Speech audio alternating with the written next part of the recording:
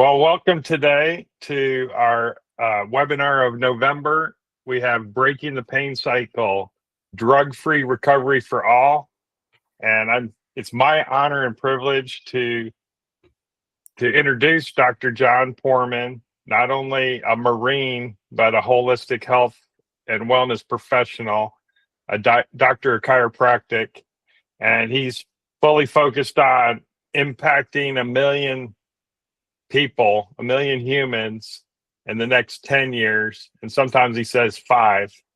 I was just speaking on another call the other hour, and they said, I can't believe he's in his 60s and he's about to do a 100-mile ruck march. And I'm so thankful for my time with Dr. Porman. I'm taking perfect amino, different supplements. I'm seeing my son thrive in Division I football. I've seen him heal Cam Scatteraboo, and then he dislocates his ankle. But he's on the forefront of high-end athletics, Olympic athletes, Division I athletes. He's helping veterans and first responders and the underserved.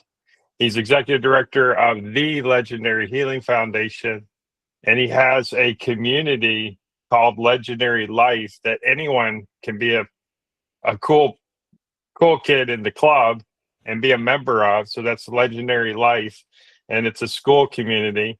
And we'll be talking about that link later, but it's an opportunity to get into a really neat place to ask questions and to really learn and grow and to age healthily. So with that, Dr. P, as you're affectionately called, let's talk about breaking that pain cycle. Yes, thank you. So there's different types of pain that we know about. So today we're going to address basically chronic pain, because a lot of people deal with chronic pain. It's the number one thing that drives people to doctors in the year 2025 right now. You know, we still have the opioid crisis. So we not really going to talk about that. We're going to talk about maybe some alternatives to that. I will give you one thing though, and those people that are on an opiate, research just came out this last week. That's why I'm going to share it right now so I don't forget it. If you're on an opiate and then you get an infection, or vice versa, you have an infection and all of a sudden you start having a lot of pain because you have the infection, and you take an anti-inflammatory painkiller. The problem with that is that the research shows, I don't remember exactly what journal article it was in, but it was a major journal article, that you can increase your risk by 64 times of becoming resistant to that antibiotic if you get another bacterial infection in the future when you mix the two. And we'd never even thought about that before. There's never been anything on that. How anybody did research on that, I don't know, but I'm glad they did. So don't mix antibiotics with painkillers. And that could be an ibuprofen, it could be Tylenol, it could be, you know, any of those things, whatever you want to call it, acetaminophen, Motrin, what do you want to call those different drugs, right? So just don't mix those. When we talk about pain, we can talk about acute and chronic, but then that really doesn't tell us what the generator of the pain is. So let me just give you some names. So there's one that we would call localized pain. I hit my arm in a football game. I hit it in a car accident. My dog runs into me and I get localized pain. And it's just due to that trauma to that tissue. And if it's not too severe, it should heal on its own. There's another one called referred pain. Referred pain can be a couple of different things. It can be from an organ that I treat here a lot, where someone will have knee pain, but it's actually coming from an emotion. It's coming from an organ. It's coming from another muscle or body part. And then there's other one's called sclerotogenous pain. And don't need to know that one, but if you want to look it up, you can. Sclerotogenous pain. And that one comes from ligaments, bone, tendons, cartilage. It's basically all your connective tissue, but it refers somewhere else. You can look up online and look up sclerotogenous pain, and they'll actually have these referral pain patterns for sclerotogenous pain that fit pretty neatly, and sometimes they overlap. In other words, you can have sclerotogenous pain, or you can have pain in a certain area, and it fits in the sclerotogenous pain pattern, but then it might also fit in a radicular pain pattern. Radicular pain pattern, or we call it radiculopathy, is nerve pain. The nerve pain can be outside the spinal cord, it can be inside the spinal cord. So, you can have carpal tunnel syndrome, not symptoms, but syndrome, where the nerve's getting pinched down and it's getting pinched in the wrist. It can be pinched in the elbow. It can be pinched up in the shoulder. It's called the brachial plexus area. It can be pinched in the neck. And you end up with carpal tunnel symptoms. But carpal tunnel syndrome itself is only when you have pressure in the wrist. Now, if I have compressed in two areas, then we call it double impact syndrome. So, or double crush syndrome, double crush syndrome. You can also have pain after workout. And that's not necessarily a bad thing either, because it means that you've torn fibers, and then the body then has a response to go, oh, hey, he's injured in that area. There's inflammation in that area, and we'll go in and we'll repair that area. So if you don't do enough to create a little bit of inflammation, the body won't go in and make that muscle bigger and stronger, and then you can't get bigger, stronger, faster. So with that being said, there's also mental emotional pain. And I've seen that in here many times. I've seen phantom limb pain, where a soldier will have a missing limb, but yet they have pain as though they have the arm or the leg, because maybe it was amputated or maybe it was blown off. One of the things we think about that is that it's just such a traumatic injury that the impact is so great that it sets off a neurological pattern that kind of just keeps getting repeated. And what I've seen work really, really well is doing some emotional stuff, doing some different pain points and stuff like that, but also doing microcurrent, where I either will treat the spinal cord or the brain or both, and I'll see their pain go away. At the very least, in the matter of like 30 minutes to an hour, they'll diminish. But I've never seen anybody pain that didn't go away and doing some of that treatment. So the big thing is that you got to try to get to figure out what caused it. Because again, if I just am having pain in my biceps, but I don't remember ever doing anything to it, it's probably not the biceps. It could be, but why would you not know that? Like, you need to try to figure out what the cause is. And that's the hardest part in my field is, people want to treat symptoms, but they don't want to ever try to get to the root cause of what's going on. And so in all of that, I will say this, that things happen for us and not to us. Too many people, come to me that are in chronic pain and want to know like why things are happening the way they are. And I'll tell them, what's the lesson you're supposed to learn from this though? Because everything in life is a lesson, every single thing that we have. And so if you can learn the lesson, your pain might be lessened, or it might be, you can go away. So what I find a lot of times with people is they're drawn into me for pain. I'll give you a great example. This happened a couple months ago. Lady came in to see me, and I said to her, like, I know that your Achilles are inflamed. I know that you have an MRI shows both your Achilles are on fire. I get it. You can barely walk. You're a nurse, all these different things. But after going through your entire history and talking to you, I think the problem is your ex-husband. And not really, the problem is he's not your ex-husband, is that they've been separated for 10 years. He lives in another state, but yet he pays her $1,000 a month. And so I said to her, when did all this start? And it started not long after he left. And so she's had this problem for like 10 years and she could barely walk. And I said, think about this. If you put shackles on your ankles and you had them on there for 10 years, you think your Achilles would get rubbed down raw and they would be really inflamed and sore? And she kind of just got quiet. I said, I think that's what you need to do. You need to file for divorce. And she goes, oh no. And it wasn't that she didn't want to be divorced from him. She didn't think she could make it monetarily. And I'm like, wow, you're willing to sell your soul for $1,000 a month. That's actually really pretty sad.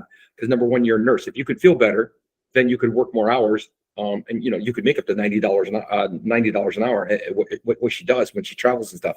So she did that. And guess what happened within the next month?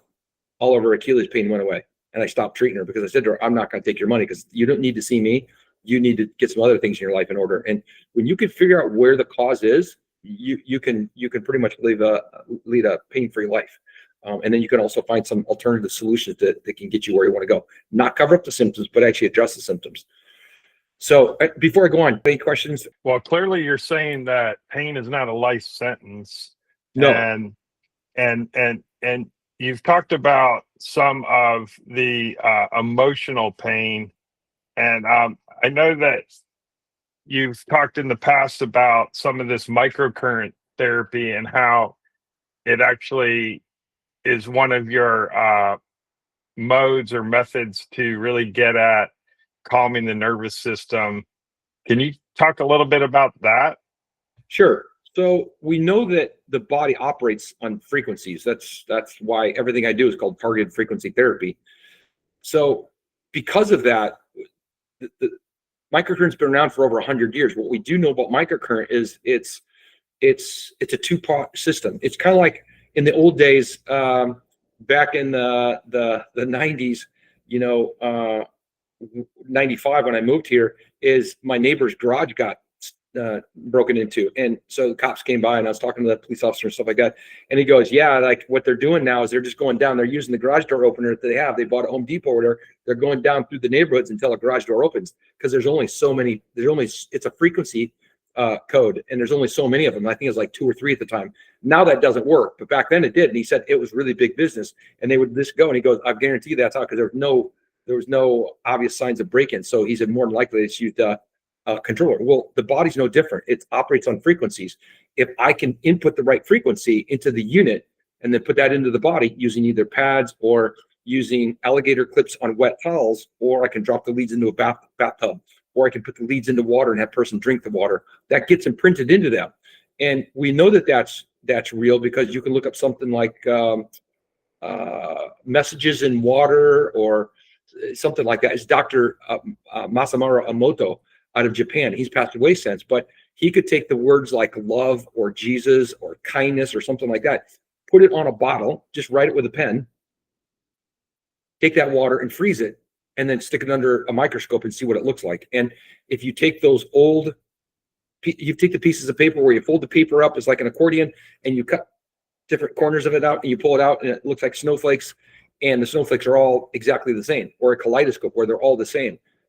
If I was to take that, and then while it's opened up, and then cut it to where they're not, and it's all misshapen, and it just doesn't look quite right, and I maybe bend some of the corners and all that kind of thing, that's what it looks like when we put the words like devil, I hate you, I take the M for monster drink and I stick it on the bottle. Any of those things, they all have imprinted energies in them, and that will imprint the water. Well, what are we made of? 80+% water. So to think that we're not going to be affected by frequencies, whether it be 5G, whether it be the way someone talks to you, whether it be being around your computer. If we think we're not going to be imparted and imprinted with these other frequencies, it's pretty sadly mistaken. There's something out there, which I didn't even put in my notes, but I'll talk about now. It's called infoceuticals. And it's where you either take like LEDs, lasers, electric current, and you put it into water. And I've done that with people in my clinic before, where I made them a bottle of water that had the frequencies for painkillers, and got them off of painkillers, because when they drank the water, they actually felt better. And so people can say, well, that's a placebo effect. Well, yeah, of course it is, because anytime you help somebody, it's a placebo effect. If they believe that you're going to help them, that's half the battle right there. People that come to me are all referral, and so they believe that I'm going to help them. So people know that I'm going to do whatever it's going to take. So that might be, well, it's always going to be targeted frequency therapy, but I don't know what that's going to look like. Every time they come in, it's going to be a little bit different. But I do use microcurrent a lot, because I can use microcurrent with organs. I can use it with the brain. I can use it with sports injuries. I can use it for help people sleep. I mean, there's just lots of reasons that I can use that.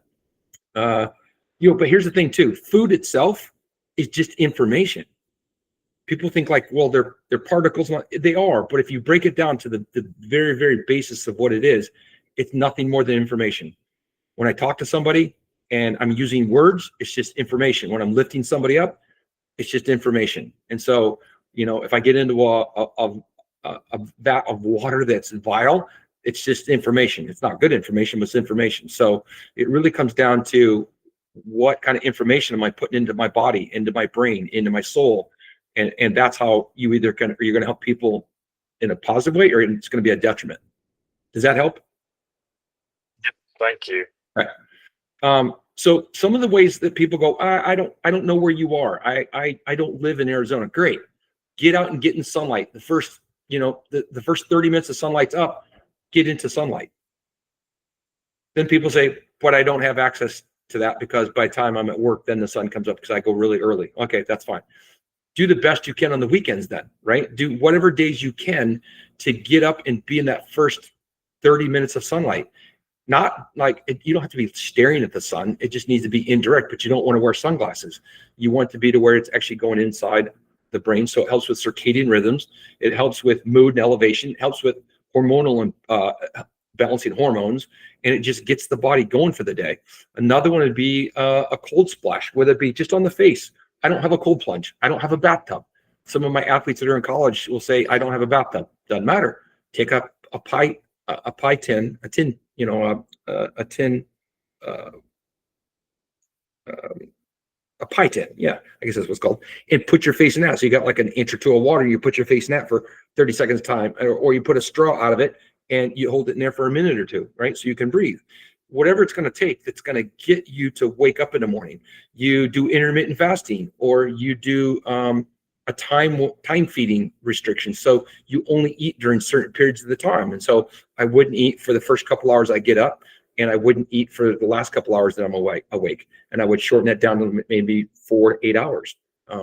If you can do that, and you do it the same time every day. So you make it to where it's rhythmic, where your body gets into this, okay, it's time to eat, versus, am I supposed to eat? Am I not supposed to eat? Is it going to get anything today? Is it not going to eat today? You don't know.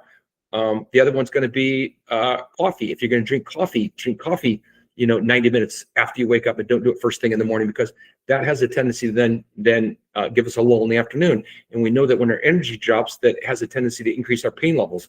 So if our energy can be up and we can be moving and we can be doing things, our pain levels are better. We also know, we talked about this in the past about lymphatic, or the lymph system. And if I can get the lymph moving, if I get the lymphatic system moving, I'm getting rid of some of the waste material. That can make us feel better, because I always tell people the reason I use heat, whether it be a bathtub, a shower at night, not just for sleep, it's great for that, but the reason I love heat itself, even if it's just on my knee, and I put laser on my knee, or I put LED lights on my knee, or I put a hot pack on my knee, the reason I like that is because it moves lymphatics. It increases circulation.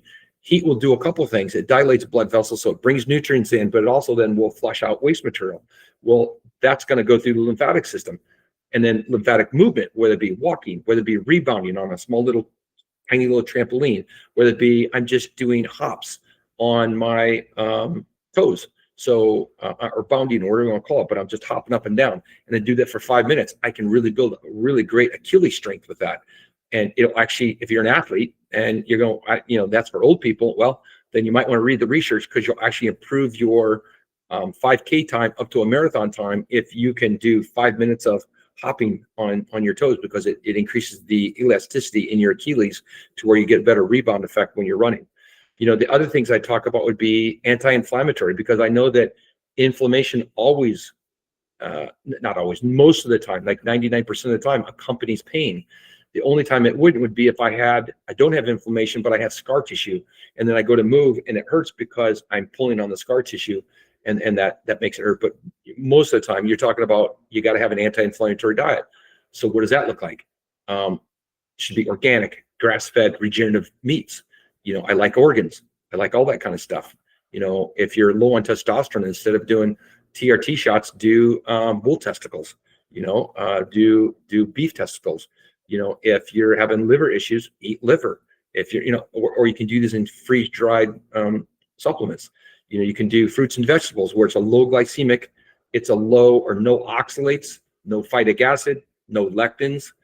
You're going to want to increase your water content in your body. So I would do that with salt. So I would take at least a pinch of salt in every 20 ounces of water that I drink. And I would be drinking multiple of those in a day, but I wouldn't drink water by itself, because you don't absorb water without sodium. That's kind of how Gatorade came about. Next one would be Epsom salt baths, another way to get sodium into my system. And then another thing that I would talk about would be this thing through Body Health. They have a supplement called Relief, where it has boswellia, it has turmeric, and it has ginger in it. And that's a phenomenal supplement. I saw that a lot in here, along with the essential amino acids. Meditation every day, whether it be for 5 minutes or be for an hour, whatever you have, it's really great. The other one would be, because meditation works and helps with HRV. We know that people have a higher HRV, which is heart rate variability. The time that it takes between each heartbeat, it's not rhythmic. It's not always like, 25 milliseconds. It's not always whatever it is. It's not always the same. It shouldn't be anyway, because the closer it is to being the same all the time, the closer you are to death. We know people right before they die, their heart rate variability goes down to like very close to zero. and then it is 0, and then they pass, because the heart doesn't have that change where it's a little bit faster, a little bit slower, a little bit. It's like for this, if I take a breath in, when I breathe in, my heart rate actually increases. Now, it might not show up on my watch because my watch is smoothing the data, so you wouldn't want to see it like be in the 60s and then in the 40s and then in the 70s and then in the 50s. You go out of your mind. You're like, what is it? So it just kind of smooths it out and gives you more of a general number. The other one is if I take a long exhale, right? Really long exhale, I know that my heart rate drops, but also my blood pressure drops, and also my heart rate variability increases, which is a sign of health. So that would be something I could do. We've talked about this before, where just connecting with people. I love being in my clinic every day because I get to see amazing people.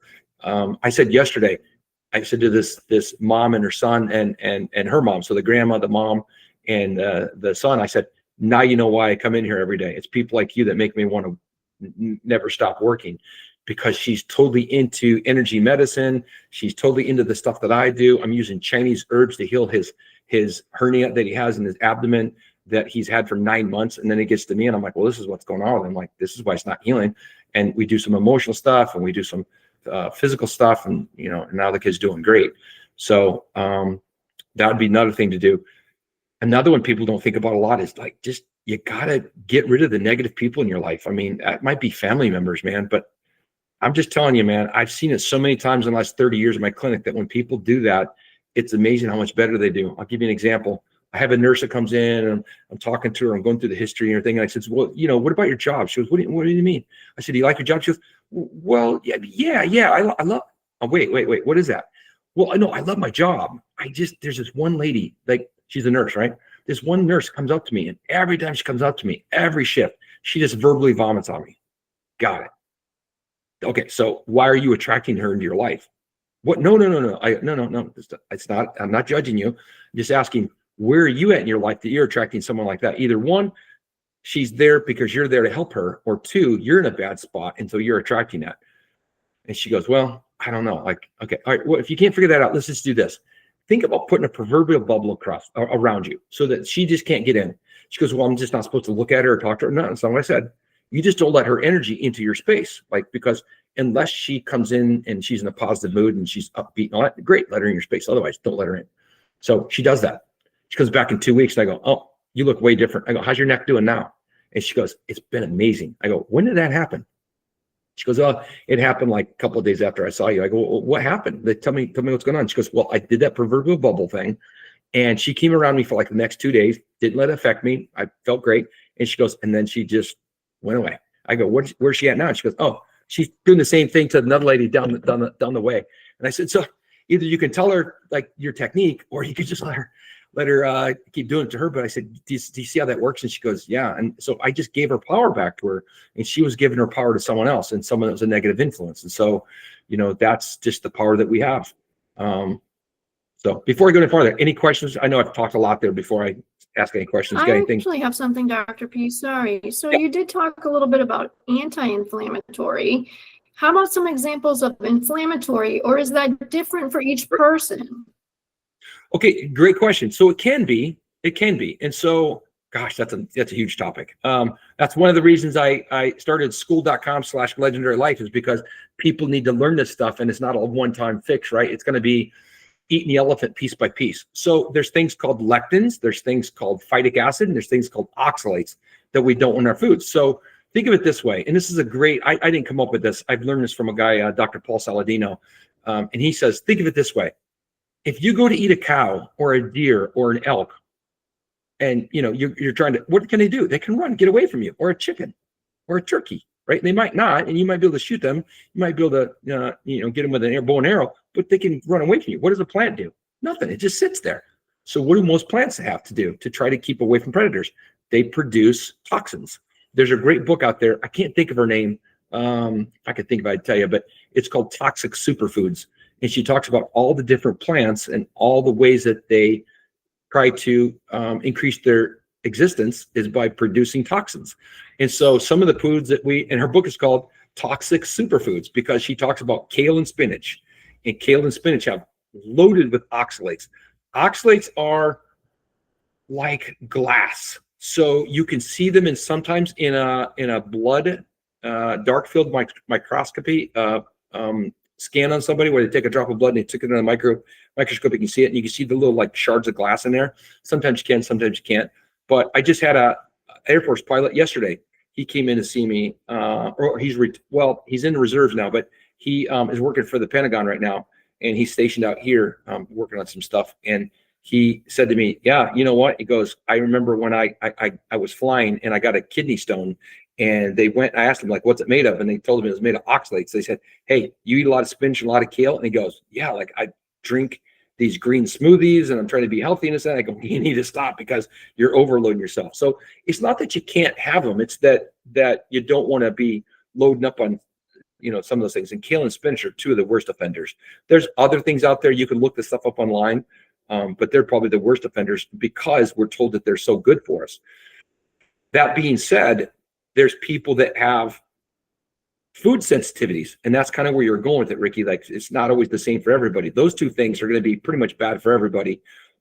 Worse for some people than others, depending upon what their gut is. So then we probably should have a whole class on the microbiome, and it's not just the microbiome in the gut, it's the microbiome of the heart, the microbiome of the lungs, the microbiome of the vagina, the microbiome of the mouth. Like, there's all these different microbiomes. We're starting to see like, wow, we are just loaded with bacteria. And not that all are bad either, that we're loaded with these bacteria. They are part of us, and they help us to keep things in balance. So there's good bacteria and there's bad bacteria. There's good probiotics, and then there's bad bacteria or biotics. And so we need to keep those in check. And the way we do that is with some of the foods that we eat and some of the foods that we stay away from. One of the things we do know is that, there's a lot of research now that people that have cancer, that their microbiome in their mouth is disrupted. And so that can be due to one of the biggest things that you can do to disrupt your microbiome in your mouth is do a mouthwash, unless you're getting it from like a Sprouts or a Whole Foods or something that's natural, because they've got so many antibacterial agents in there that they get rid of all bacteria, not good and bad. I mean, not just bad, good and bad. And then what are the ones that proliferate and come back the easiest? The bad guys. And so that's where like antibiotic use can be harmful if people are using it for like common colds and they're not doing other things. Research shows if I take an antibiotic for an ear infection as a child, I'll get better in 9 days. If I do nothing, I get better in 7. So you tell me what you should do. And then there's kids that they look and they go, "Oh wow, he's got a really nasty ear infection." I go, "Okay, well, yeah, that might be, but what's your son like? What's your daughter like?" They go, "Oh, he's fine." I go, "There you go. Doesn't need an antibiotic at this point." Definitely doesn't, because the immune system is able to keep it at bay and keep it under control. So we could do some things like the garlic family, ginger, turmeric, boswellia. Those are all really good anti-inflammatory, but they're also really good for the gut, and they're really good for the microbiome. So that would be something we could do. But I would really look at some of these supplements that are out there now. I'm trying to think. Calroy has one where it's a microbiome for the mouth. You chew it up and it's more like a gum, and then when you're done with it, you just spit it out. But it gives off some really good probiotics and then postbiotics for the mouth, which are really good. And so that's something to look at. Did that answer your question, Ricky? Yes, thank you. Okay. And then going along with the same theme of stuff that we have is that, I think Vince said something like that, like pain is not a death sentence. It can be the start to your life. It could be the starting point to healing. The thing is this, pain never lies. Like, the body never lies. The pain is telling us something's wrong. And if you didn't have that, which there is a syndrome, I can't remember what it's called, that young kids are born without nerve fibers for pain. And it's really sad because they can't really play, and they couldn't like race a car. They couldn't play sports because they'll literally come inside and the bone will be sticking out of the skin, and they like think something's wrong, but they have no pain. So when people say, "Yeah, if I could just have no pain in my life," I'm like, well, you'd be dead, because it's the only way to get rid of pain. But pain will always tell us something's wrong. It will also give us a guide to where we are on our journey towards better health. And in the right community is something like Legendary Life. I'll explain that to you, because people want to get rid of pain. And I'm not saying that I want people in pain all the time. I'm just saying is it's there for a reason. So we need to figure out why it's there. What's it guiding us to? Is it guiding us towards better health, better nutrition, better fitness, better recovery? Like if we're sore 4 days after our workout, we probably are doing too much in the workout, or we're not doing enough recovery in those first 48 hours after our workout to where we're still, feeling pain 96 hours, 4 days later. So again, I always think pain is there as a good thing. It's not a bad thing. It's just about whether it's going to be prolonged or whether it's going to be something you're going to look at and go, hey, what's this trying to tell me? Because again, pain is not a life sentence. It doesn't have to be. You can make it that. You can sentence yourself to a life of pain, I should say. You can sentence yourself to that, but you don't need to be. Christ died for our sins, so the rest of us don't need to be carrying the cross because somebody already carried the cross for us. So why don't we really try to go out there and set the tone to live and imagine, live through our imagination and create an amazing life and break the pain cycle, because we don't always have to depend on drugs. We don't have to be dependent on other people. There's lots of these things we can do on our own. One of the things that we could look into, I just said that to a patient today. She just got her degree where she's a physician's assistant. She just graduated, and I got done with her. She goes, "Man, you're just blowing my mind. Like I didn't learn any of this stuff in school." I said, "No, because they taught you enough to be dangerous, just like they did me. It's everything you learn after that. It's where you get all the clinical experience, and then you go to all these other seminars. You learn these other things." But I told her, "Go look up the healing codes." And she goes, "Really?" I go, "This naturopath came up with these codes. He got them downloaded. He believes from God. It was in his sleep, and he started writing them down. He's had 32, listen to me, 32 peer-reviewed journal articles proving the efficacy of these points." And there's like 5 points. It's between the eyebrows. It's on the Adam's apple or the thyroid. It's on the mandible, at the corner of the mandible, and then it's in the temples. And you do that, just one simple thing where you just hold it there. Oh, clavicles. Okay. And then clavicles. But he's got one that's a basic one where it's just those first 5 points I gave you. And you do that for 6 minutes. You hold it about 20 or 30 seconds each one, and you'll just feel yourself just calm down. And they've done HRV on people, heart rate variability. They've done resting heart rate. They've done blood pressure, and they've seen people drop. Now, if you have chronic pain, you can do that, and it will work really well with pain. One of the studies was people that were in chronic pain that had bone cancer. The people still died, but what happened is that those people's pain levels went to almost zero. So they still had bone cancer, but the pain that they had, it somehow reset their nervous system where they didn't have the same pain. Another thing would be something called tapping or emotional freedom technique. You can look that up online. That's free. You can learn how to do those tapping points, and they're all over the body. There's different meridians that you tap. That's another great tool. I've seen people do that. I've seen people online that, if the testimonial is true, and their testimonial is true, and I believe it is, because I saw this like when the internet first came out. I saw this guy. He was either a pilot or a paratrooper, and he had rods in his spine because he'd broken his back so many times that they ended up just putting rods in his spine. But he's in chronic pain. He was in a wheelchair, and then after tapping, within a month, he was like out of a wheelchair and could walk. It was crazy, and he didn't have pain anymore. And all he did was tapping. He got off all of his medications. So, like I was saying today to this PA, I said, the thing is, there's always someone out there, somewhere in the world, that can help you with what you're going through. It might not be me, and it might not be, Dr. Smith, and it might not be, Dr. Carroll, but there's someone out there. The issue is, are you willing to never give up because you know that you're worth it, right?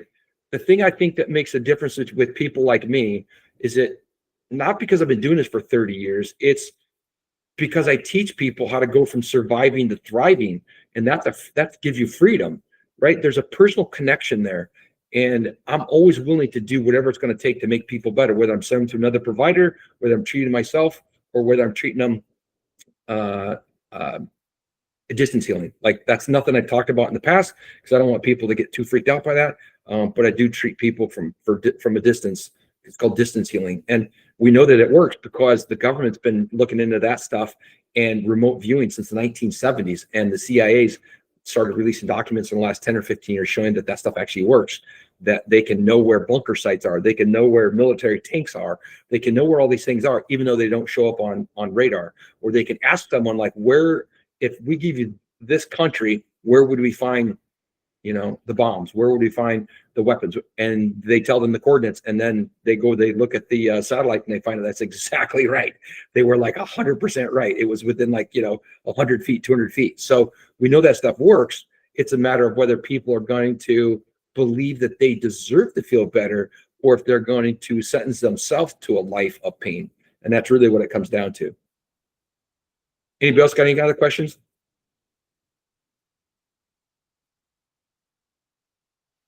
Yeah, Dr. P, you talk about breaking the pain cycle, and there's a lot of cultures where veterans come out of the military or first responders, and you don't talk about pain. You man up, and you take vitamin M, Motrin for decades. How do you wean off or Tylenol? Even the other day when I was giving bad advice to my son about, well, take 2 Tylenol and not more than 4 Advil in the day, and I was just trying to get him I was trying to get him out of pain by breaking his fever or something. And you were talking about hey, the body needs the fever, the body needs to cook. And there were just so many insights. And again, I think I was just like a patient. My mind was blown, and I felt like a bad parent, but then I hadn't been educated. So I gave myself grace. Yep. But can you talk about coming off of the things that, veterans or first responders or even normal people that aren't in high stress, or you just don't talk about pain, like you just Motrin up or any of that? How do you come off of that? Well, for people to be put on medications, they have to be to a provider that has the credentials to do that. And then to get off, it's the same thing. So my thing would be, you're going to have to find either a naturopath, which they're not licensed in every state. They are in Arizona, which is awesome because we have them everywhere. And we have some really good ones out here. And I think Florida, they're licensed in Florida, but I'm not sure. There are not many states. I think it's less than 13, or it used to be less than 13. Maybe it's more now. I doubt it. Or you're going to have to find a holistic medical doctor that can then start to wean you off some of this medication. And so it's not about just getting off the medication, right? It's about, well, what is the cause of my pain to begin with? And then what are some natural things I could do, not to take forever, but that could take the place of that? Because again, if I have a really poor diet and that's what's creating my inflammation, well, taking the anti-inflammatory is not the answer, but taking a natural anti-inflammatory is not the answer either. It's while I'm changing my diet and while my body's going to start to adapt to this new diet, and it's going to be anti-inflammatory diet, I'm going to need to take something. So instead of taking Motrin, instead of taking Tylenol, instead of taking ibuprofen, instead of taking that stuff, why don't I take something called Relief, which has boswellia and has turmeric and has ginger in it, which is an anti-inflammatory. Do I have to take more? Yeah, of course. Do I have to take it multiple times a day? Yeah, of course. But I don't breathe once every 5 hours either. I breathe every few seconds because that's what gives me life, and I like that. And so, if I want to feel better, I've got to be willing to say, number one, I'm worth it. Number two, I can set a time schedule and set my alarm for every 2 hours. I'm going to take, the Relief to help lower my inflammation. I'm going to set a timer to drink my water. I'm going to do all these different things because I'm worth it. So find someone that is worth what you're worth. Don't just go to anybody. Find somebody like that. Find somebody that goes, oh yeah, I'd love to get you off that. Oh, of course you can get off that stuff, because there's nothing you can't get off of. I'll give you a great example. One of my high school kids, he supposedly he's diagnosed with ADHD last year. Okay. And so he gets on the medication, and during the season, this kid is nuts. He is not the right kid. He's getting in fight. I can't tell you how many times, I think it was 4 games in a row, he punched another player for no reasons. You'd go up to him, he's like, I don't know, Dr. P. And the coach is screaming, yelling, like, what are you talking about? What are you doing? And I'm like, a good talk to his mom and go, hey, is he taking medications? She goes, yeah, he's taking Ritalin and this other stuff. And I go, yeah, he needs to get off of it. And she goes, well, I go, it's hijacking his brain. Like, that's not your son. You have a beautiful son. That's not your son. Like, that's an animal right there. Like, it's hijacking him. And so she did. And guess what she gave him? Saffron. Because I told her, give him saffron. Get a good supplement of saffron, but take saffron. It'll help with anxiety. It helps with stress. It helps with sleep. It helps with lots of different things. ASFFRON. If you find a really good one, they're phenomenal.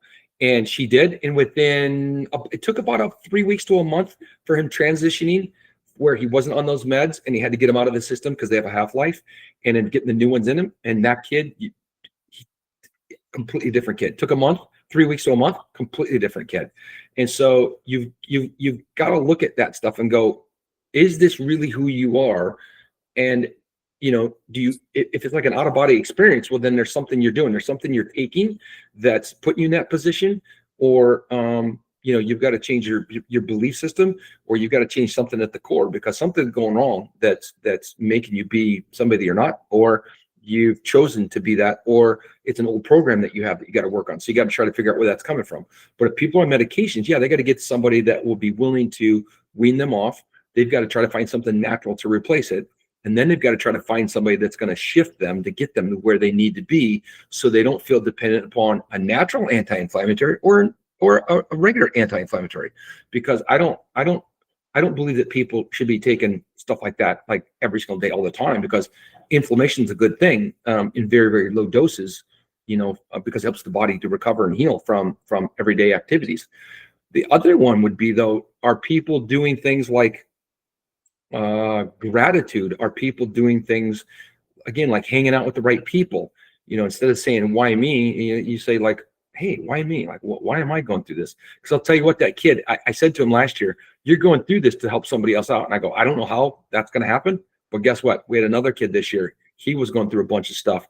And that mom that mom was telling you about, she went up to the other parent and said, hey, my son was acting out the same way as he did. And she goes, yeah. She goes, you need to get him off. And this is stuff you'd take. Dr. Porman recommends saffron. And so she does, and she takes it. Now that kid's doing better. And so he went through that so he could help this second kid. I really, truly believe that. And now he's really, truly living life, not just surviving. So that would be what I'd say, is you have to get to somebody that's willing to work with you on that and get you in the right mindset, and not just go, okay, we'll take you off. Well, you could be some downfall to that. So in doing that, when you get off, what are some things you might see? Well, you might see this, you might see that, you might see some mood issues, that kick up for a little bit, but that's going to be normal. Okay, great. As long as you know that. You might interrupt your sleep. Okay, as long as I know that. You get somebody like that instead of someone just says, yeah, just take you off all that stuff, and you don't have contact with them. Because that's one of the reasons I always have contact with my patients, is because I want them to feel safe. I want them to feel seen and heard, and that they're a priority in my life, that if they need me, they reach out to me. That's why I get like 400 texts a day, because I want them to know that there's someone there for them. And then after I get off the pain medications, or even while I'm on them, before I go to get off them, I've got to say, my pain doesn't define me. Like, my pain is not me. My body's always designed to heal, because it always does. If I get it in the right state, it'll always heal itself, and then choose practices that will set you free from the suffering. Because again, if you are going to, set yourself to a life sentence of pain, that's on you, because you don't have to be that way. Have gratitude, have connection, think in abundance. It's interesting, because I don't know how many of you guys know that Vince has a group called Conscious Leaders Impact, or Conscious Impact Leaders, and CIL. And so the reason you join something like that is because we all are going to have an impact, whether it's going to be positive or negative is up to us. But why not surround yourself with other people that are very grateful for their life, that you build this great connection and community, and they're all about abundance. And abundance, people think abundance has to do with money, and that's one part of it, but that doesn't have to be all of it. It's like, I want to make more money because I know that the more money I make, the more impact I'll have on people. But my first thing is, I want to make an impact, because I know if I have an impact, I'm going to make money in the end, because every time I do something that benefits other people, I benefit from it. It always comes back on me. It's just the way the law of attraction works for me. And think of it like this again, like I've said this one before, but whether it be about pain, or whether it be about being negative, or being around people that don't share your same vision. I had a kid yesterday. He was in a really bad spot, and he's a 13-year-old soccer player. He actually moved here, so believe it or not, so he could be closer to me, because I help him a ton. And his dad's this is the guy I was telling you about. He's a pilot in the Air Force, and he works for the government now. But they moved down here so that I could work with him a little bit closer. And I said, here's the deal. You feel bad. Let's say you lose a soccer game. Give yourself 48 hours. Eat like crap. Feel sorry for yourself. Cry. do whatever you want. But after 48 hours and that alarm goes off, you're done. And you either move forward or you're going to stay there, because I ain't going to stay with you, because I'm going to keep moving. I'll give you 48 hours. That's it. I said, you're in a bad place and you want to be there for a week because you hurt your knee or your back or whatever. That's great. But just don't stay there. So it's the idea of window shopping. Great. You're just there for a short period of time. Or I go in and I look at the clothes. I'm staying a little bit longer, not longer than I want. Or I go in and ask for a job. Okay, that's not a good idea. Or, a place of misery or pain. And I go in and I ask if I can live there. And that's what too many people do. And so we just want to make sure we're window shoppers, not asking for a job in the place of pain or in the place of misery. And if people can do that, then I think that life can be really, really amazing for you. It just depends on how you want to look at it. That's fascinating. The neuroplasticity of pain being temporary, and when are you going to move on? That helps people. You know where I got that from? I got that from the strength coach at Arkansas State. They lost, and I don't know how he came up with this or how he heard it or whatever, but I remember talking to him, and he said, I give him 48 hours. He goes, 48 hours. You lose on Saturday, great. But when you come in on Monday, I think it was Monday afternoon, they had their next practice, he would see them. He goes, at that point, things better have changed. He goes, because they're going to change in here. He goes, you're either going to be on the boat or you're going to be kicked off the boat. But you can feel sorry for yourself if you want, but you set a timer, and at 48 hours, it's done. You could set it for less, but you can't set it for longer. And I'm like, dude, I love that. I'm going to steal that. He goes, yeah, Dr. P, steal that. He goes, I love it too. He goes, it works really well with the kids, because you're not telling them they can't feel bad. Go ahead and feel bad, but put a time limit to it. And it's worked really well. Yeah, that's fascinating. You talked about saffron and ADHD. Yeah. I know there's a chain out there. It's called Brain Balance. There's one in Lincoln, Nebraska. There's one they're all over the country. Yeah. In fact, one of the quarterback moms. So it seems like there is a lot of holistic methods to help kids that are on the spectrum and to really become much more functional. It seems like saffron, like you say saffron for ADHD, and like the internet blows up. All you do is put in 3 words. So, I mean, I guess you're really into helping, kids, the underserved. The nonprofit would be a great place to help the underserved kids, like the ADHD kids that can't afford it. So it seems like you're a brain balance kind of, but I never knew. Yeah, very much so. Well, that's a topic in of its own. So let's talk about that one day. Other than, we all need brain balance. We need better memory care. We need to take care of ourselves and eat well enough for better memory. So that's going to be. I know nutrition is part of brain balance, and they put the kids on a whole new, diet and get them eating right, and then the essential oils, these holistic naturopathic kind of it's like saffron, like different herbs, and like old medicine. It seems like you're rediscovering like the old medicine. And it seems like you're a lifelong learner too. So that's what's fantastic about this. I know we're coming up on the hour. Yes. But how can you plug into this community with Legendary Life? Yeah, so school, SKOOL.com, and then /Legendary Life, school.com/Legendary Life. You can get in there free, and then see if that's something you're interested in doing. That's really good. The other thing you got to share the message with somebody else, whether they're struggling or not. You can always have a consultation with me, or you want more information about our nonprofit. It's legendaryhealing.org.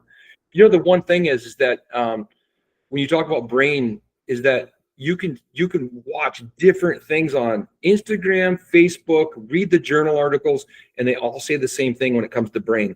That stuff happens 20, 30, and 40 years before it ever appears. Cancer is the same way. Unless you're exposed to a toxic chemical in some dump site or something, it isn't going to happen in like a year or two. Most breast cancers take years and years and years to come about. And so it's all about taking action now, not wait. So again, we're all in somewhat of a 2-foot hole, a 3-foot hole, a 5-foot hole, whatever. And I have a 5-foot ladder. You don't want to wait till you're in a 7-foot hole, and I've only got a 5-foot ladder. So you stay in that 1 or 2-foot hole, and I can keep getting you back out. And it holes you fall in, make them small so you can get back out, or even jump back out yourself. just don't keep digging and digging and digging to where your hole is so deep that now, you know, you're going to have, if you're going to fix it, it's going to cost a lot of money and maybe take some time.